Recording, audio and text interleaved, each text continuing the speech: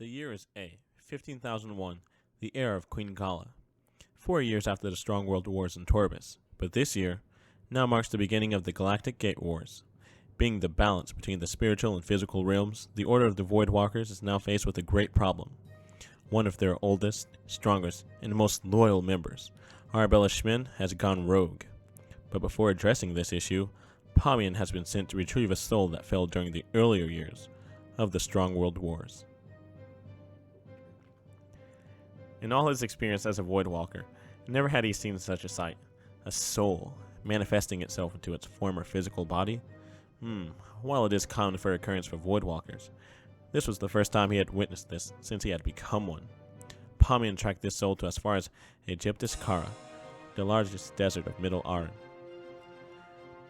Weeks spent monitoring the soul, yet he still couldn't figure out who it belonged to, but it had to be someone powerful, and of someone living in the domain of Vivius, under the order of goddess Vivius herself, and the consent of god Auden. He was sent to retrieve it. Paumian, wondering why Vivius ordered him personally to retrieve the soul, and for that matter, what was her interest in the soul, and out of the other Voidwalkers, why him? Making his way towards the soul's location, he would ponder these questions. Upon his arrival to the desert, he would have his answers. Tiny specks of light, pulling together out of thin air, combining at one point. A ball of light culminated into a large explosion that illuminated the entire desert, revealing a figure. It seemed that the soul manifested itself into the late King Bernard of Great Britannia, or at least half of him. His legs had appeared a couple of miles away, but Paumian was going to let Bernard figure that out for himself. As the floating torso lied before him, Paumian couldn't help but laugh as the king searched for his legs. While he did so, Paumian thought to himself.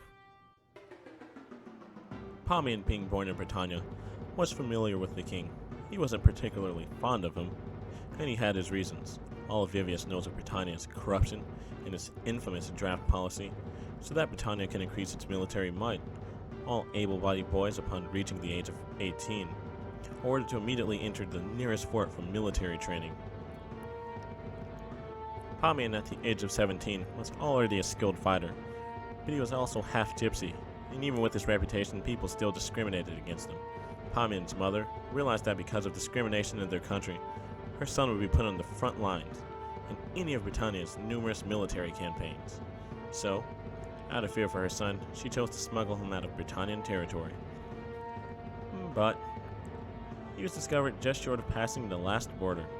Because of Britannia's draft and its policies on desertion, Paumian was killed. More specifically, beheaded, and had his head put on display for all to see. So, one could argue that King Bernard is indirectly responsible for his death. Shortly after meeting his end, Paumian's soul was confronted by Grimm, the head of the Voidwalkers at the time. Grimm, looking for a replacement, decided to bestow upon him the powers of a Voidwalker. Afterwards, the name Marduk was also bestowed upon Paumian, and within 2 years of service, he became Grand Tulara. This was once Grimm's position among the Voidwalkers, as the leader before him stepped down. Paumian, like Grimm, was among the few Voidwalkers to ever be able to remember their name, life, and death. And finally meeting Bernard, he thought back to his death. In that moment, he had it within his power to banish Bernard to the depths of the void. But he wouldn't give in to trivialities. His fascination in the former king's soul far exceeded a petty need for revenge. Paumian also realized that he wasn't the one charged with retrieving the soul, but he outranked anyone who would question his motives.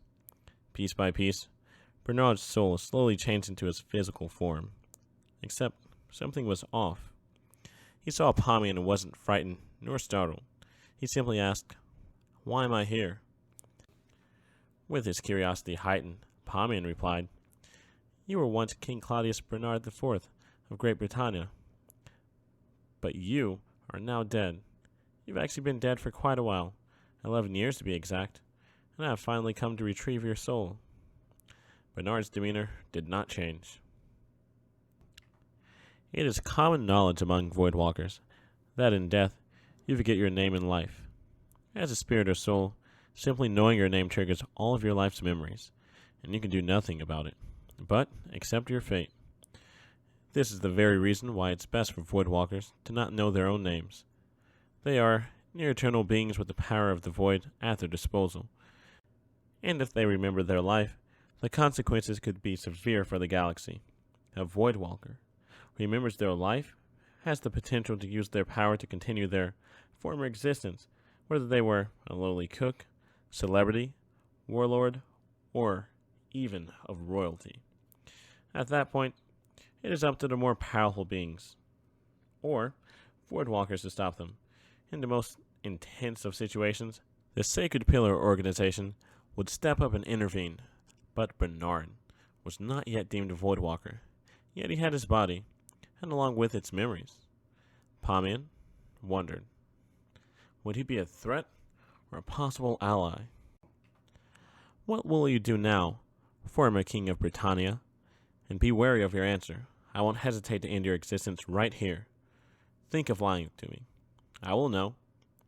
It was just as Paumian said. Bernard was now at the start of his afterlife, and there was only one other place to go if he died again. That was into non-existence. Not a single trace of him would be left in the spiritual or physical realms. Bernard thought for a while. Want an appropriate yet honest answer.